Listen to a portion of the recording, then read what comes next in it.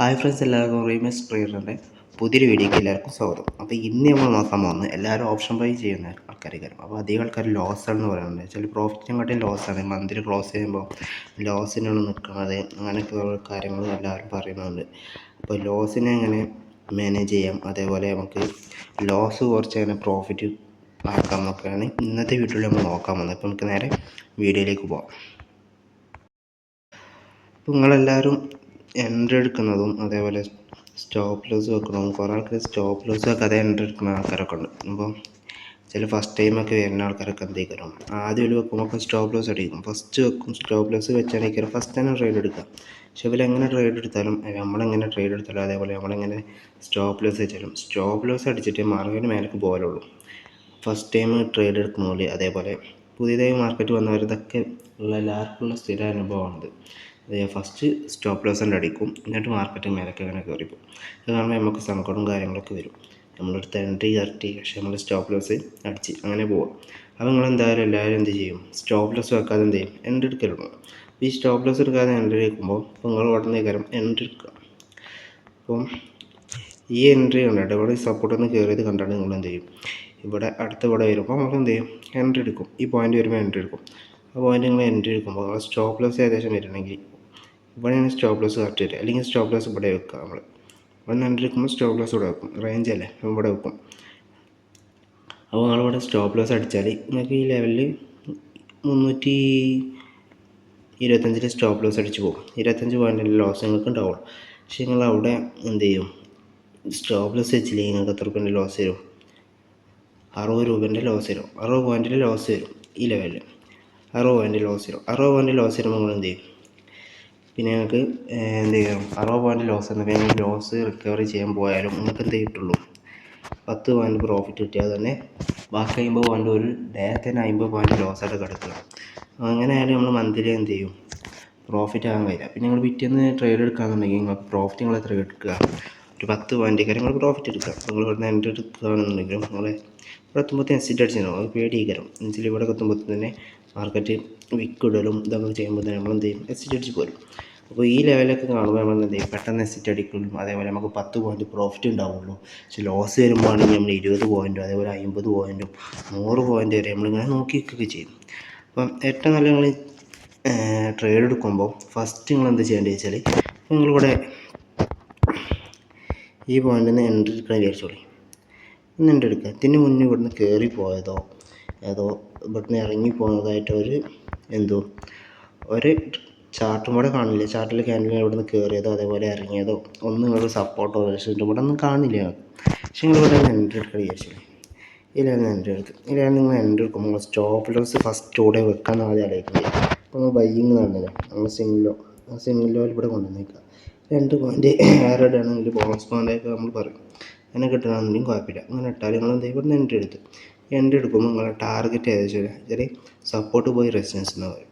Support പോയി resistance വെച്ചില്ലെങ്കിലും കുറച്ച് താഴ്ത്തി വെക്കുക. ഇവിടെ ആണെങ്കിൽ ഇവിടെ വെക്കുക. നമുക്ക് എന്ത് ചെയ്യും, 40 പോയിൻറ്റ് പെടുന്ന എന്ത് ചെയ്യും, നമുക്ക് പ്രോഫിറ്റ് കിട്ടും. 45 പോയിൻറ്റ് ഏകദേശം പ്രോഫിറ്റ് കിട്ടും ഇവിടെ വരെ എടുക്കുമ്പോൾ. അപ്പം ഇതിൽ സ്റ്റോപ്പ് ലോസ് അടിക്കുകയാണെന്നുണ്ടെങ്കിൽ നിങ്ങൾക്ക് എന്ത് ചെയ്യും, 20 അല്ലെങ്കിൽ 27 പോയിൻറ്റ് ലോസ് വരും. പ്രോഫിറ്റ് ആണെങ്കിലോ 40-45 പോയിൻറ്റ് കിട്ടും. അപ്പോൾ നിങ്ങളെ ലോസിനെക്കാട്ടിയും കൂടുതലാണ് പ്രോഫിറ്റ്. അങ്ങനെയാണ് നിങ്ങൾ ട്രേഡ് എടുക്കും. അതേപോലെ നിങ്ങൾക്ക് എന്ത് ചെയ്യുക, ലോസ് കൂടുതലുള്ള സ്ഥലത്ത് പോയിട്ട് ട്രേഡ് ചെയ്യുകയും ചെയ്യരുത്, ട്രേഡ് എടുക്കുകയും ചെയ്യരുത്. ഇപ്പോൾ ഞാൻ ഒരു കാര്യം കാണിച്ചു തരാം. ഇപ്പോൾ ഈ ചാർട്ടിൽ ബൈ എന്ന് പറഞ്ഞൊരു സ്ഥലമാണിത്. ഇപ്പോൾ ഈ ചാർട്ടിൽ ബൈ എന്ന് പറഞ്ഞൊരു സ്ഥലമാണ്.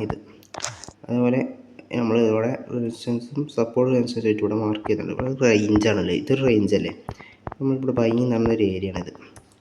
അപ്പോൾ നിങ്ങൾ എന്ത് ചെയ്യാം, ഈ ലെവലിൽ നിന്ന് ഇവിടെ മാർക്കറ്റ് കയറി വീണല്ലോ.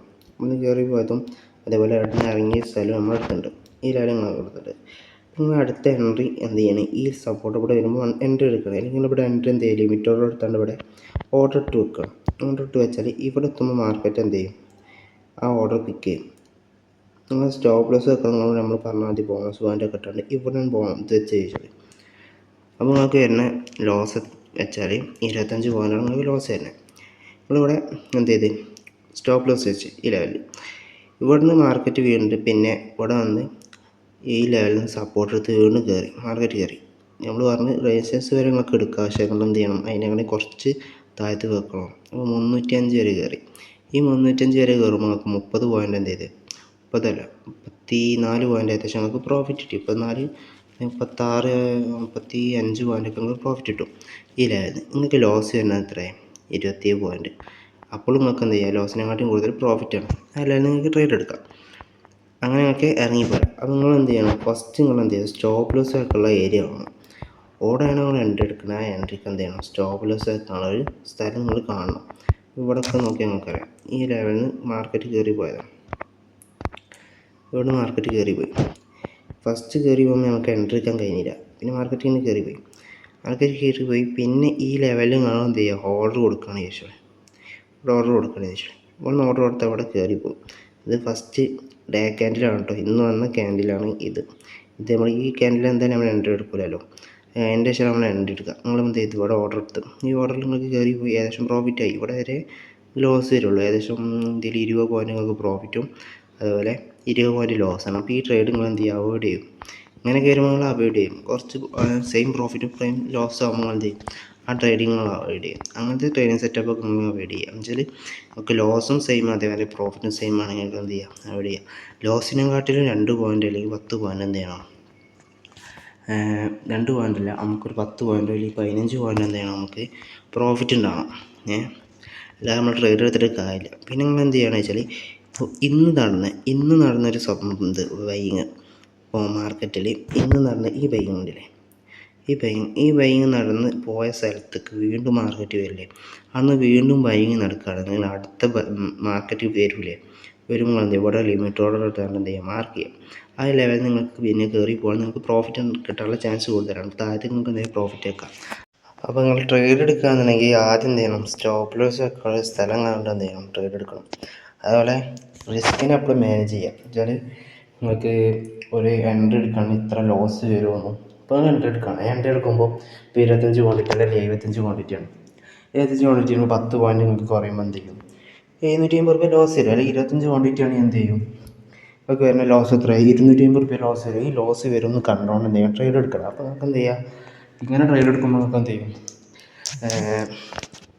അധികം ടെൻഷനും ഉണ്ടാവില്ല. അപ്പോൾ ഇത്ര പൈസയെ പോകും. നമ്മളെ റിസ്ക് നമ്മൾ എന്ത് ചെയ്യും, മാനേജ് ചെയ്യുക. നമുക്ക് അറിയണം എത്ര ലോസ് പോകുമ്പോൾ ഇതിൽ സ്റ്റോപ്പ് ലോസ് അടിച്ചാൽ ട്രേഡിൽ സ്റ്റോപ്പ് ലോസ് എനിക്ക് എത്ര ലോസ് വരുമെന്നും അതുപോലെ ഇത് ടാർഗറ്റ് ഹിറ്റായാൽ എനിക്ക് എത്ര പ്രോഫിറ്റ് ഉണ്ടെന്ന് നമ്മൾ അറിഞ്ഞിട്ട് എന്ത് ചെയ്യാം, അതിൻ്റെ ശേഷം മാത്രം ട്രേഡ് എടുക്കുക. അപ്പോൾ അങ്ങനെ ട്രേഡ് എടുത്താൽ നമുക്ക് എന്ത് ചെയ്യാം, മന്ത്ലി ക്ലോസ് ചെയ്യുമ്പോൾ നമുക്ക് എന്ത് ചെയ്യാം, പ്രോഫിറ്റിലായിട്ട് ക്ലോസ് ചെയ്യാം. അപ്പോൾ ഇന്നത്തെ വീഡിയോ ഇത്രേ ഉള്ളൂ. അപ്പോൾ ഇതുപോലത്തെ വീഡിയോകൾ നിങ്ങൾക്ക് കിട്ടാനും വേണ്ടി നമ്മൾ ചാനൽ സബ്സ്ക്രൈബ് ചെയ്യുക. അതുപോലെ നിങ്ങളുടെ അഭിപ്രായങ്ങൾ എന്ത് ചെയ്യുക, കമൻറ്റ് ചെയ്യുക. അപ്പോൾ നിങ്ങൾക്ക് ഇനി അടുത്തത് എന്ത് വീഡിയോ ആണ്, എന്തിനെ കുറിച്ചാണ് വേണ്ടത്, നിങ്ങൾ എന്ത് ചെയ്യുക, കമൻറ്റ് ചെയ്താൽ അതിനനുസരിച്ച് നമ്മൾ എന്ത് ചെയ്യും, വീഡിയോ അപ്ലോഡ് ചെയ്യുക. അപ്പോൾ ഇന്നത്തെ വീഡിയോ ഇത്രേ ഉള്ളൂ.